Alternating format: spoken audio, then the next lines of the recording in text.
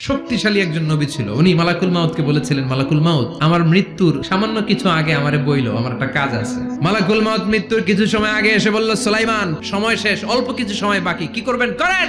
সাইয়েদনা সুলাইমান জিনদেরকে ডাকলো, ও জিনেরা, বিশাল একটা প্রজেক্ট আছে, প্রজেক্টে কাজ শুরু করো। আর কিছু জিনকে বলল, চারদিকে গ্লাস ফিটিং করা একটা রুম বানাও। সাইয়েদনা সুলাইমান আলাইহিস সালাম গ্লাস ফিটিং করা রুমের ভেতরে ঢুকলেন। এই রুমে ঢোকার দরজা নাই, হাতে একটা লাঠি নিলেন, লাঠির মধ্যে ভর করে দাঁড়িয়ে রইলেন আর জিনদের দিকে তাকিয়ে রইলেন। জিনেরা এত বদমাশ ছিল, সাইয়েদনা সুলাইমান দাঁড়িয়ে না থাকলে কাজ করতো না, দাঁড়ায় না থাকলে আজও লোকজন কাজ করতে চায় না, ঠিক কিনা?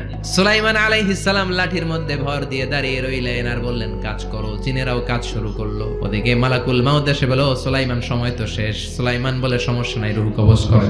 মালাকুল মাউত ওইভাবে লাঠিতে ভর দেওয়া অবস্থায়, দাঁড়ানো অবস্থায় সাইয়েদনা সুলাইমান আলাইহিস সালামের রূহ কবজ করে নিলেন। উনি এমন ভাবে দাঁড়িয়েছেন, রূহ চলে গেল, লাশ হয়ে দাঁড়িয়ে রইলেন। লাঠির মধ্যে দাঁড়িয়ে আছেন, জমিনের মধ্যে লুটিয়ে পড়ে নাই। সুবহানাল্লাহ।